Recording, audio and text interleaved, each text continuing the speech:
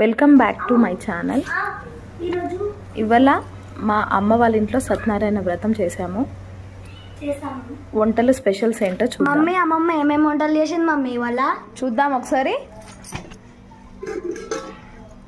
హల్వా, దద్దోజనం, పప్పు, పులిహోర, వంకాయ మసాలా, సాంబార్, బెల్లం పొంగలి, వైట్ రైస్, బజ్జీలు, పాపడాలు. ఇది మా సాటర్డే స్పెషల్.